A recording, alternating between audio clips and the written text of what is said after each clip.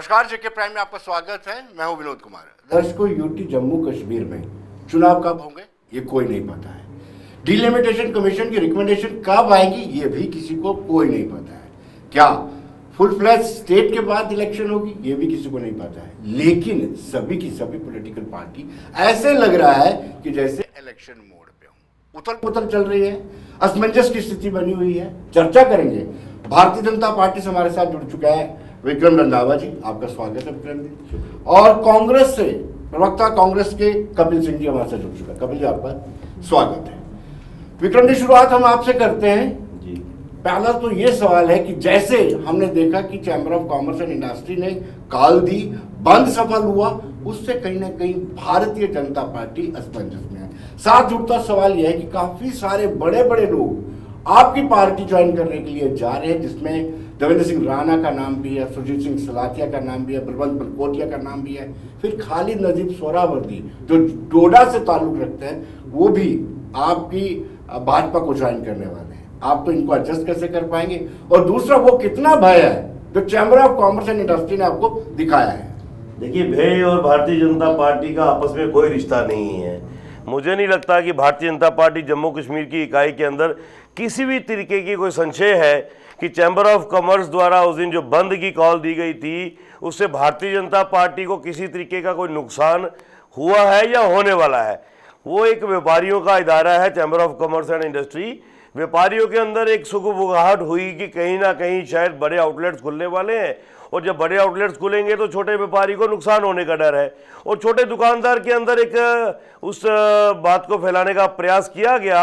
हालांकि उसके बाद एलजी एडमिनिस्ट्रेशन ने भी स्पष्ट कर दिया और रिलायंस ग्रुप की तरफ से भी स्पष्टीकरण आ गया कि अभी ऐसी कोई मंशा हमारी नहीं है कि हम आउटलेट जहां खोलें।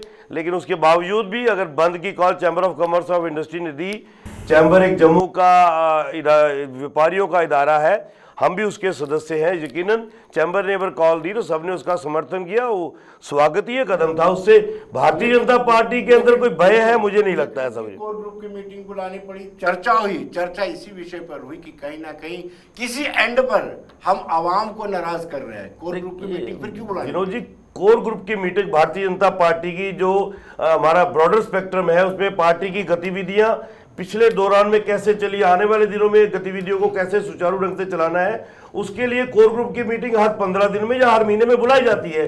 और सौभाग्यवंश हमारे राष्ट्रीय महामंत्री तरुण चुग जी, हमारे प्रभारी भी हैं, हमारे सह प्रभारी आशीष सूद जी और डॉक्टर जितेंद्र सिंह जी एक दिन के जम्मू के प्रवास पे थे।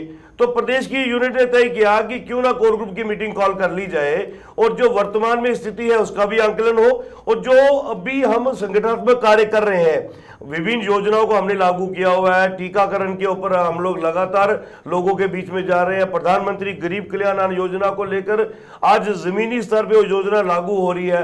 आज गरीब को वो अन्न कैसे मिल रहा है, किस तरीके से प्रोवाइड किया जा रहा है, और थैलों के माध्यम से वो गरीब को हमने साधन प्रोवाइड किया है, उनके ऊपर आकलन करने के लिए कोर ग्रुप की मीटिंग थी। और जब कोर ग्रुप की मीटिंग होती है तो शहर के अंदर वर्तमान परिस्थितियों में क्या चल रहा है, क्या चीज नेगेटिव है, क्या पॉजिटिव है, और हमने किस तरीके से उस पर रिएक्ट करना है, उसके ऊपर भी चर्चा होती है। और मुझे लगता है कि जहां तक मेरी जानकारी है, आखिरी के चाय के समय पे 5 से 7 मिनट तक उस बंद को लेकर चर्चा हुई और पॉजिटिव चर्चा हुई कि बंद हुआ है, इसका मतलब व्यापारियों के अंदर एक संशय है। उस संशय को दूर करना हमारा कर्तव्य बनता है जम्मू की पॉलिटिकल पार्टी होने के नाते, और यकीनन व्यापारियों को हमने कॉन्फिडेंस में लिया भी। और उसके बाद आप देख सकते हैं साधारण सब कुछ चल रहा है, और आने वाले दिनों में मुझे लगता नहीं है कि किसी तरीके का भी और बंद की जरूरत पड़ेगी। कपिल जी, आपसे जानना चाहेंगे, सिर्फ व्यापारी तबका नहीं है, हर सेक्शन इस वक्त त्राही मामला है। जैसे माइनिंग की बात करें, एक्साइज पॉलिसी की बात करें, जियो के आउटलेट्स की बात करें, और आम लोगों की अप्रोच से गवर्नमेंट बहुत ज्यादा फासला इतना ज्यादा है, क्या सच्चाई नहीं है कपिल जी?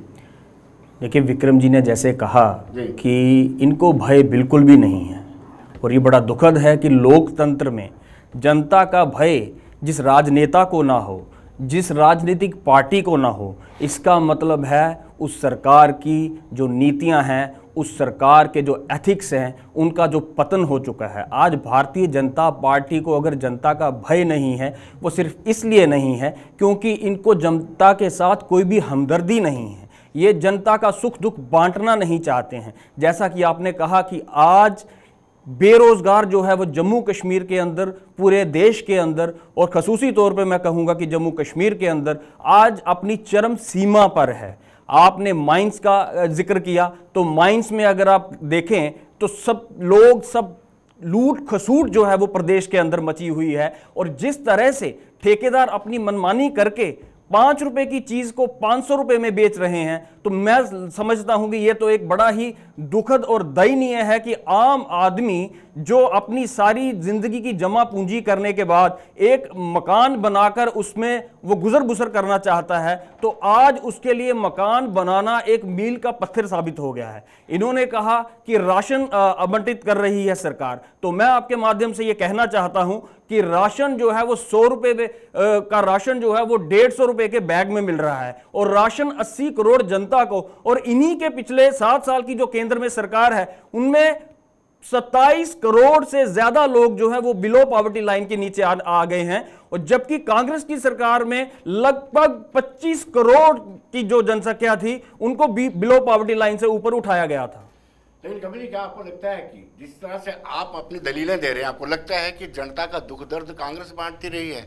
क्या आपको उन वेस्ट पाकिस्तानी रिफ्यूजियों की याद नहीं आई? क्या आपको उन वाल्मीकि समाज की, गोरखा बिरादरी की, बाजीगर समाज की, नेपाली, क्या उनकी याद आपको नहीं आई? आज आप कैसे दावा करते हैं कि भारतीय जनता पार्टी दुख दर्द नहीं बांटती है और कांग्रेस दुख दर्द बांटती रही? देखिए, चाहे वाल्मीकि समाज हो, वेस्ट पाकिस्तानी रिफ्यूजी हो, कांग्रेस के हमेशा ही एजेंडे में रहा है कि इनको देनी चाहिए, इनको सिटीजनशिप जम्मू कश्मीर के अंदर। ये कांग्रेस के आप जितने भी मैनिफेस्टो अगर आप देखेंगे तो उनको बंदिशें रही हैं। क्या कश्मीरी हुक्मरानों ने आपको नहीं करने दिया? जो देखिए, ये आप साफ जानते हैं कि जब कोलिशन सरकार रहती है तो उसकी अपनी एक कंपल्शन भी होती है। तो कश्मीरी जो हुक्मरान थे, जब उनके साथ कंपल्शन में सरकारें रहीं, और वो कंपल्शन जो है वो भारतीय जनता पार्टी ने भी महसूस की है जब उनकी सरकार जो है वो पीडीपी के साथ रही है। तो क्या आपको लगता है कि आपने जस्टिस क्यों नहीं किया, और क्या वजह रही कि आप कर नहीं पाए? देखिए, क्योंकि आज आप ये दावे करते हैं कि भारतीय जनता पार्टी जनता के दुख दर्द नहीं बांटती है, भारतीय जनता पार्टी को जनता से कोई सरोकार नहीं है, जनता से सरोकार नहीं, तो आपने कहा कितना सरोकार था?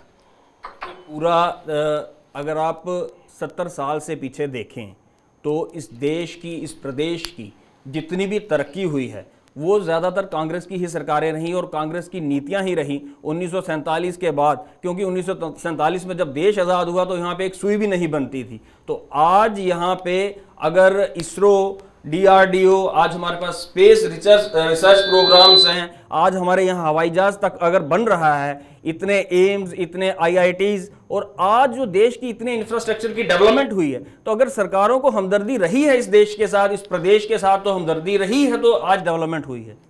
क्या ये सच्चाई है जिस तरीके से कपिल जी कह रहे हैं कि तानाशाह रवैया हो चुका है सरकार का? भारतीय जनता पार्टी को, भारतीय जनता पार्टी दुख दर्द बांटना नहीं जानती, उसको जनता से कोई सरोकार नहीं है। देखिए कपिल जी मेरे छोटे भाई हैं, मैं अच्छा समझता हूं कि इन्होंने सही माना कि जो लोग शुरू से कहते आए हैं कांग्रेस जम्मू कश्मीर के अंदर हमेशा कश्मीरियों की पिछ लगी रही है और बी टीम का काम किया है। जो भी कश्मीर की रूलिंग पार्टी सत्ता में आती थी, कांग्रेस ने हमेशा उनके बिचौलिए का काम किया है, और बिचौलिया जो है कभी भी किसी तरीके से अपनी मनमर्जी से सरकार नहीं चला पाता है, और इन्होंने माना इस बात को। ये सबसे बड़ी पॉजिटिव थिंकिंग है। यकीनन भारतीय जनता पार्टी जो है समाज से जुड़ा हुआ एक अंग है, समाज से निकला हुआ एक संगठन है, एक परिवार द्वारा चलाया हुआ राजनीतिक दल नहीं है। आज देश के अंदर ही दुनिया के सबसे बड़े राजनीतिक दल के रूप में भारतीय जनता पार्टी उभर के सामने आई है। दुनिया की सबसे ज्यादा मेंबरशिप अगर है तो भारतीय जनता पार्टी की है। आपने जैसे कहा ही है, वेस्ट पाकिस्तानी रिफ्यूजियों की चिंता अगर किसी ने की तो वो केंद्र में जब नरेंद्र मोदी जी की सरकार आई तो उन्होंने चिंता की।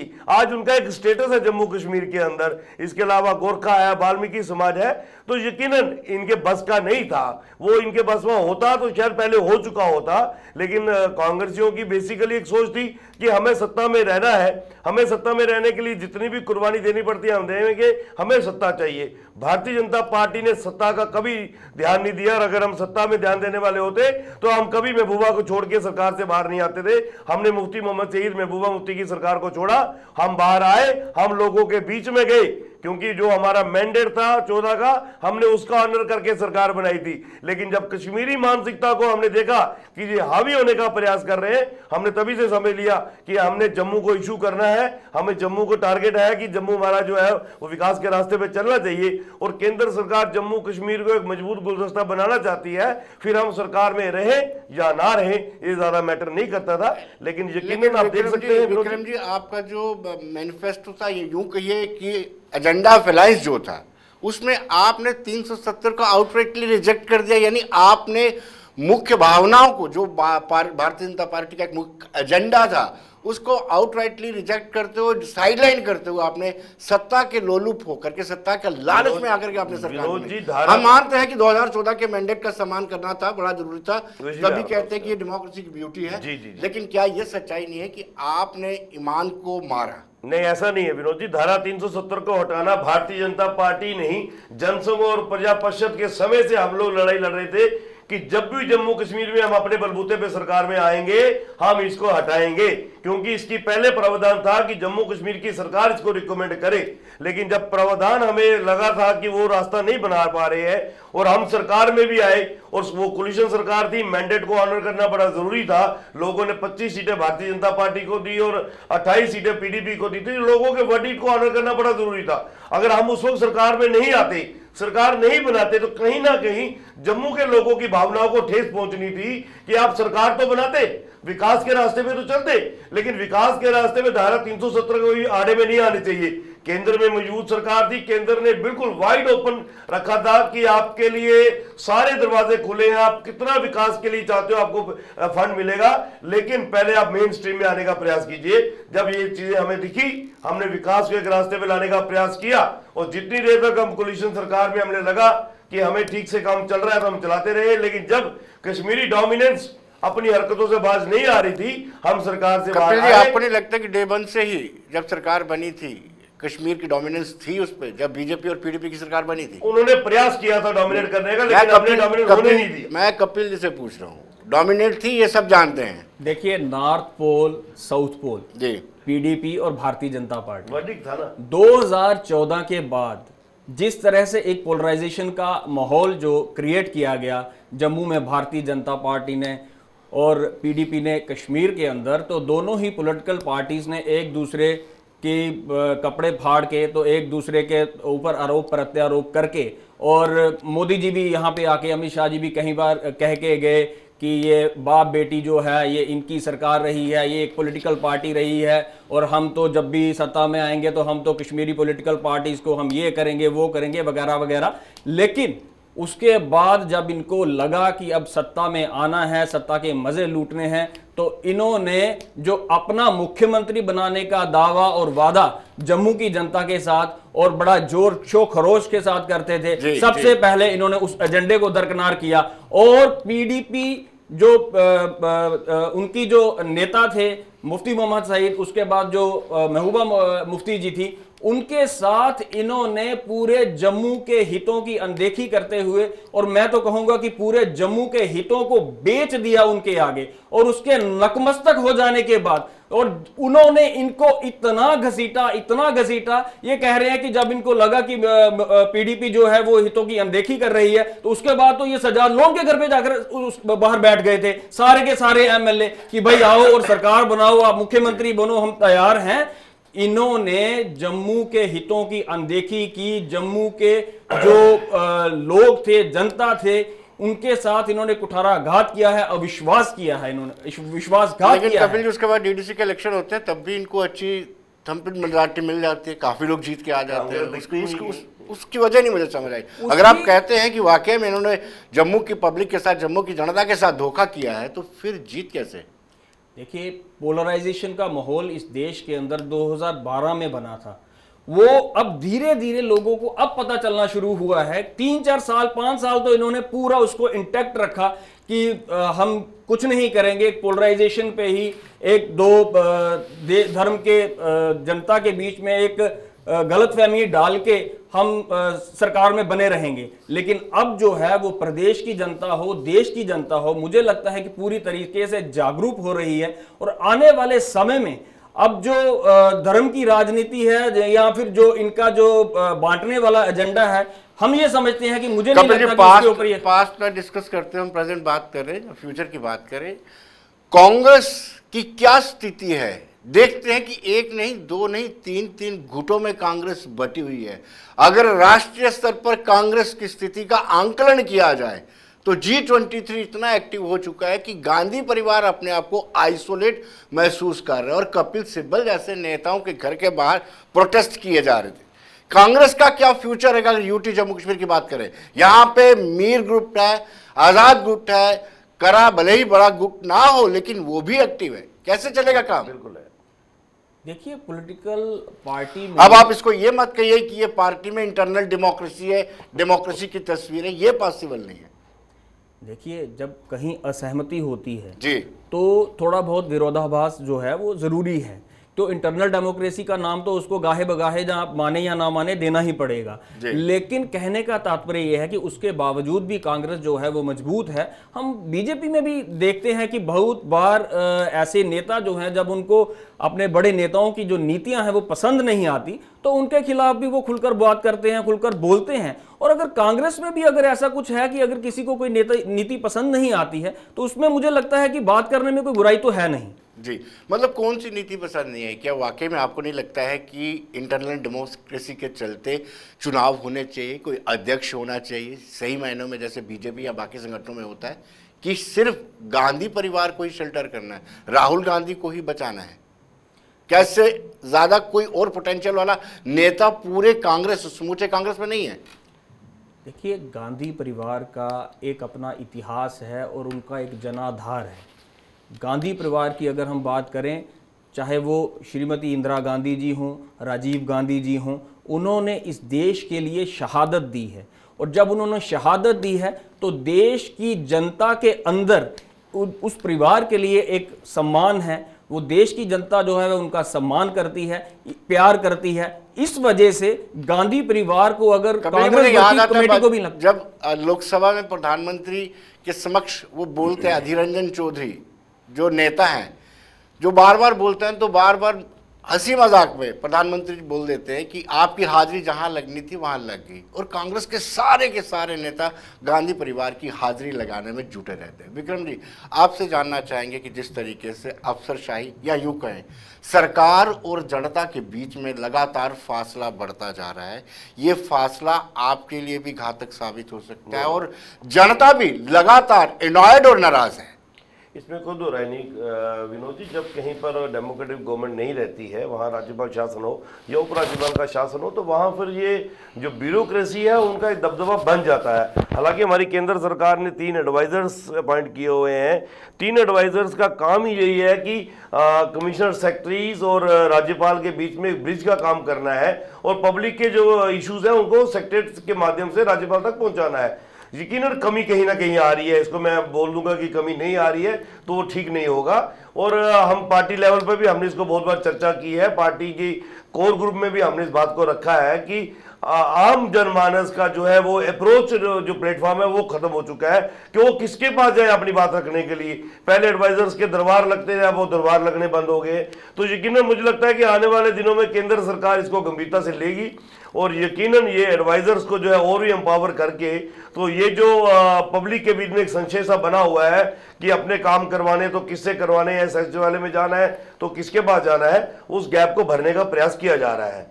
अलबत्ता भारतीय जनता पार्टी का संगठनात्मक ढांचा बहुत मजबूत है और ईमानदारी से हम लोग तो आज से नहीं, हम लोग पिछले जब से चुनाव ड्यू है तब से ही लगातार हम इलेक्शन मोड में हैं। पूरा संगठन का ढांचा नीचे पोलिंग बूथों लेवल पे हमारे पास तो लगातार अब पार्टी का काम जो है वो पार्ट टाइम नहीं है, ये 24/7 पार्टी का काम करने वाली बात हो चुकी है। यकीनन हमें पार्टी की केंद्र की तरफ से जितनी भी योजनाएं हैं उनको जमीनी स्तर पे कैसे लागू करना है। विक्रम जी, आप सच बताइए, पब्लिक के सामने, कैमरे के सामने है, आप सच बताइए कि अंदर ये चर्चा होती है कि पब्लिक नाराज है और जो एटीट्यूड एडमिनिस्ट्रेशन का है उसमें भी, उस पर भी डिस्कशन होती है। देखिए, अब अंदर की बात आपको मैं बताऊं तो अंदर हमारे जैसे ही कार्यकर्ता बात पहुंचाते हैं ना, हम पब्लिक के अंदर है और हम अपने प्रदेश अध्यक्ष जी के, अपने संगठन के पूरे तंत्र के बीच में इसको दम से बात रखते हैं कि यहाँ पर ये पहलू खड़ा हो रहा है, लोगों के अंदर कहीं ना कहीं निराशा बन रही है, उसको दूर करने का प्रयास कीजिए। और यकीनन उस पर प्रयास होता है। और ये जो कोर ग्रुप बैठते हैं उनमें यही पहलू डिस्कस होते हैं कि कौन सा जो सेक्टर है जो हमें इग्नोर करने का प्रयास कर रहा है, पब्लिक को इग्नोर कर रहा है, जिससे पब्लिक के अंदर एक नकारात्मक एटीट्यूड बनता जा रहा है। लेकिन इसको बड़ा क्लोजली वॉच किया जा रहा है, एलजी साहब तक ये बात पहुंचाई जाती है। कपिल, आप बताइए, क्या आपको नहीं लगता है कि जो गैप है उस पर एक ब्रिज की जरूरत है जब तक एक पॉपुलर गवर्नमेंट नहीं आ जाती? देखिए, कोर ग्रुप की बात ये ड्राइंग रूम में जाके करते हैं, लेकिन इनके प्रदेश अध्यक्ष जो हैं वो बड़ी बार कैमरे के सामने बोल चुके हैं कि हम तो अपनी मर्जी का गवर्नर लाए हैं इस बार, और ये गवर्नर जो है वो जनता की सारी जो डिमांड्स हैं उनको एड्रेस करेंगे। तो बड़ा दुखद है कि यूनियन गवर्नमेंट, भारत सरकार जो है वो भारतीय जनता पार्टी की है, और भारतीय जनता पार्टी के नेता ये दलील दे रहे हैं कि भाई केंद्र अब इसके ऊपर संज्ञान लेगा। वो केंद्र कब संज्ञान लेगा? जबकि यूनियन गवर्नमेंट, भारत सरकार, नरेंद्र मोदी जी की सरकार, इतने बड़े कद के नेता, ये बार बार उनको बातों में, डिस्कशन में उनका कद बढ़ाते हैं और लंबा करते हैं उनको, और उसके बावजूद इनको ये कहना पड़ रहा है कि ये अभी संज्ञान लिया जाएगा। कब लिया जाएगा? 2019 के बाद, जब अभी तक जो 3 या 4 साल से यहाँ पे गवर्नर रूल है, तो उसके बावजूद भी अगर संज्ञान लिया जाएगा तो मैं समझता हूं कि फिर जनता का तो फिर भगवान ही मालिक है जम्मू कश्मीर प्रदेश की। लेकिन कपिल जी, कहीं ना कहीं ये बात तो आपको माननी पड़ेगी कि लोग एनॉयड है इस बात को लेकर के कि उनकी अप्रोच जो है गवर्नमेंट से बड़ी दूर हो गई है। अगर इलेक्टेड गवर्नमेंट होती, उनका इलेक्टेड एमएलए होता, तो सुबह जाके अपने एमएलए से बात कर सकते हैं, लेकिन आज वो स्थितियां नहीं है। देखिए, सबसे पहले मैं, इन्होंने खुद ही कहा कि एलजी साहब इनकी पार्टी के एक कार्यकर्ता भी रह चुके हैं, एक बड़े नेता भी रह चुके हैं। उसके बाद तीन पॉलिटिकल एडवाइज़र जो हैं इनकी पॉलिटिकल पार्टी से वाबस्ता हैं, और वो भी जनता की डिमांड्स को एड्रेस नहीं कर पा रहे। ये दुखद है, लेकिन ये बात भी सही है कि पॉपुलर गवर्नमेंट जो है वो प्रदेश के अंदर होनी बहुत ज़रूरी है। एक पॉजिटिव डिबेट में मैं कहूँगा कि कब पॉपुलर गवर्नमेंट आएगी, और पॉपुलर गवर्नमेंट लाने की जिम्मेदारी जो है वो तो यूनियन गवर्नमेंट की है, वो भारत सरकार की है। हम तो बार बार ये बात कह रहे आ रहे हैं कि जल्द से जल्द जम्मू कश्मीर को राज्य का दर्जा दिया जाए, जल्द से जल्द जो है वो डिलिमिटेशन कमीशन को लागू किया जाए, और जल्द से जल्द पॉपुलर गवर्नमेंट की जो है स्थापना जो है जम्मू कश्मीर प्रदेश के अंदर होनी चाहिए। विक्रम जी, आपसे ये जानना चाहेंगे कि जिस तरीके से मिनिस्टर्स का समूह आ रहा है यूटी जम्मू कश्मीर में, ये मान लिया जाए कि पार्टी इस वक्त इलेक्शन मूड में है? देखिए, मैंने आपसे पहले भी कहा विनोद जी कि हमें संगठनात्मक गतिविधियों को जिस तरीके से हम चलाते हैं तो हम round the clock he election mood में रहते हैं, और खास करके उन प्रदेशों में जहां, जैसे जम्मू कश्मीर में, जहां चुनाव कभी भी हो सकते हैं। हालांकि डिलिमिटेशन प्रोसेस जब तक कंप्लीट नहीं हो जाता, उनकी रिपोर्ट सबमिट नहीं हो जाती, सीटों का पूरा पिक्चर सामने नहीं आ जाता है, तब तक चुनाव घोषित नहीं हो सकता है। उसके बावजूद भी हम इलेक्शन मूड में हैं, और यकीनन केंद्र सरकार जम्मू कश्मीर को बहुत गंभीरता से ले लेता है, और उसका ही एक रीजन है कि आज विकास का जो है सैलाब जम्मू कश्मीर में आ रहा है। विभिन्न विभागों के मंत्री जो है जम्मू कश्मीर का दौरा कर रहे हैं, और स्पॉट वेरिफिकेशन काम की हो रही है।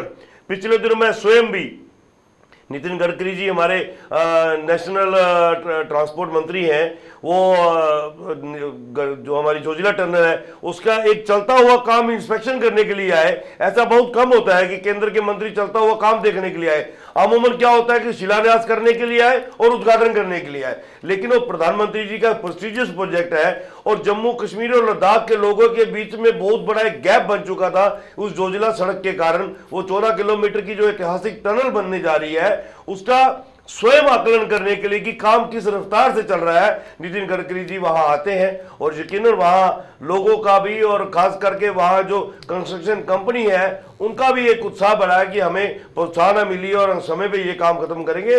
और जिस तरीके से एक समूह मंत्रियों का समय दर समय जम्मू कश्मीर का टूर कर रहा है, ये संकेत है कि जम्मू कश्मीर एक विकासशील यूटी बने। चैम्बर ऑफ कॉमर्स व्यापारी तबका ये आरोप लगा रहा है कि ये समूह का दौरा भी कश्मीर सेंट्रिक ज्यादा है। ये ऐसा नहीं है जी। ये देखो, आप आरोप लगाना है तो आप लगा सकते हैं। जब एक उंगली हम किसी की तरफ आरोपित करते हैं तो 3 उंगलियां हमारी तरफ भी इशारा करती हैं। पिछले दिनों हमारे MOS फाइनेंस पंकज चौधरी जी जम्मू आए थे, चैम्बर ऑफ कॉमर्स का पूरा डेलीगेशन उनके साथ मिला है। उससे पहले ये उद्योग मंत्री नारायण राणे जी जम्मू आए थे, इंडस्ट्रियलिस्ट बड़ी एसोसिएशन का पूरा डेपुटेशन उनसे मिला, चैम्बर का डेपुटेशन उनसे मिला है। लेकिन अब सिर्फ हम इस बात को लेकर करें कि जो हो रहा है कश्मीर में हो रहा है, जम्मू में नहीं हो रहा, और कश्मीर वाले कह रहे हैं जो हो रहा है जम्मू में हो रहा है वो कश्मीर में नहीं हो रहा, तो इस गैप को हमें खत्म करने की जरूरत है।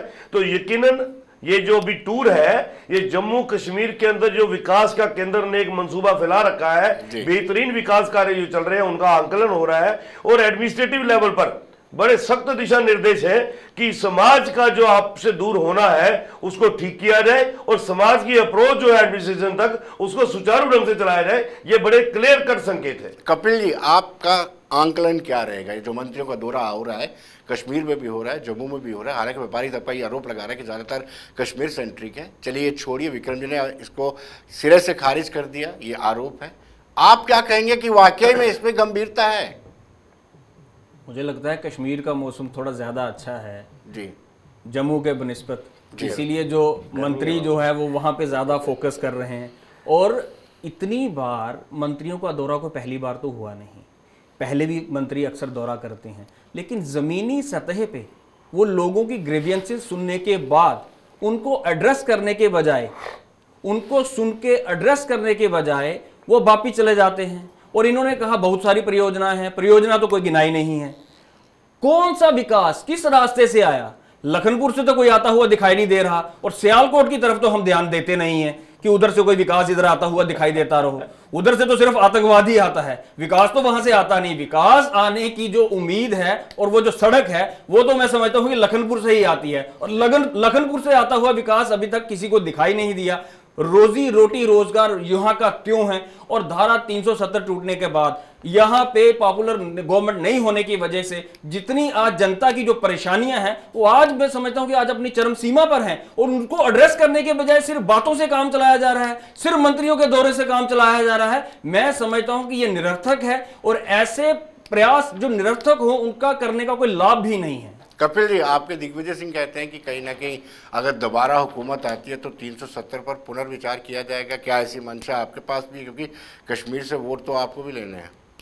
देखिए, उन्होंने इस स्टेटमेंट को उन्होंने खुद ही क्लियर किया था जी, और कांग्रेस का जो मौजूदा स्टैंड है, जो पार्टी का स्टैंड है, वो मैं बड़ी बार आपके साथ डिबेट में, डिस्कशन में आपको बता चुका हूं कि मामला अब कोर्ट में विचाराधीन है, क्योंकि संसद में ये पारित हुआ तो मामला कोर्ट में विचाराधीन है, तो इसके ऊपर अब तो ज्यादा कुछ बोला नहीं जा सकता। जी विक्रम जी, आप बताइए कि क्या पार्टी गवर्नमेंट, यूनियन गवर्नमेंट कब तक यहाँ पॉपुलर गवर्नमेंट देगी? क्योंकि ऐसा लगता है कि जब तक पॉपुलर गवर्नमेंट नहीं आएगी, लोगों की निराशा, उदासी और जो उनमें एनॉयड है, जो पब्लिक एनॉयड है, वो लगातार बददस्तूर जारी रहेगी, क्योंकि फासला बढ़ गया है बड़ा ज़्यादा। माननीय प्रधानमंत्री जी ने लाल किले की प्राचीर से बड़ा ही स्पष्ट कर दिया था कि बहुत जल्द जम्मू कश्मीर में एक अपनी डेमोक्रेटिक गवर्नमेंट होगी, लेकिन उससे पहले जो एक सबसे बड़ी बाधा है वो है अपना डिलिमिटेशन कमीशन की रिपोर्ट। अब डिलिमिटेशन कमीशन अपना काम कर रहा है। पिछले दिनों उन्होंने एक फार फ्लंग टूर भी यहाँ पर किया, जम्मू कश्मीर के विभिन्न राजनीतिक दलों, जो हमारे स्टेक होल्डर, सबसे वो मिले हैं। अब वो रिपोर्ट कब तक सबमिट करते हैं, मुझे लगता है कि जल्द हमें एक्सपेक्ट करना चाहिए। Might be with in 6 months यहाँ विधानसभा के चुनाव होंगे, और यहाँ पर एक मजबूत सरकार जो है, जो भी लोग चुन के भेजेंगे वो बनेगी। और देखिए, ये फिर जनता को गुमराह कर रहे हैं। 1 साल की तारीख तो डिलिमिटेशन कमीशन ने खुद ही डाल रखी है, मार्च तक। ऐसे नहीं, उनका मार्च तक है, मार्च से पहले उनको रिपोर्ट देनी है, और मुझे लगता है कि मार्च के बाद भी कभी भी चुनाव हो सकते हैं। कपिल जी मिसलीड कर रहे हैं। बिल्कुल मिसलीड कर रहे हैं, क्योंकि 4 महीने पहले ही उन्होंने 1 साल की तारीख डाली। हाँ, मार्च तक है, मार्च तक वो अभी रिपोर्ट सबमिट करेंगे। फिर उसके बाद उनकी लिमिट है, फिर उसके बाद वो संज्ञान लेंगे, फिर उसके बाद फिर कॉन्स्टिट्यूएंसी की डिमार्केशन होगी, फिर उसके बाद वो क्या करेंगे क्या नहीं करेंगे ये बेहतर जानते हैं, क्योंकि यूनियन गवर्नमेंट तो इन्हीं से वाबस्ता है। हम तो उसके बारे में कुछ बोल नहीं सकते। आप ये तो इस तरह जनता को गुमराह मत कीजिए। लाल किले की प्राचीर से कहा है तो अगले 15 अगस्त से पहले सरकार बन चुकी है। अगर पॉपुलर गवर्नमेंट में कोई सिंसियरिटी हो, अगर यूनियन गवर्नमेंट में कोई सिंसियरिटी हो, तो मुझे लगता है कि हर चीज की डेट जो है वो फिक्स हो सकती है, और उस डेट के ऊपर काम हो सकता है। कपिल जी, समय का अभाव है, हमारे कार्यक्रम में आए, बहुत बहुत शुक्रिया। विक्रम जी, आपका भी बहुत बहुत धन्यवाद। तो दर्शकों बने रहिए देश दुनिया की खबरों के लिए। मुझे दीजिए इजाजत। नमस्कार।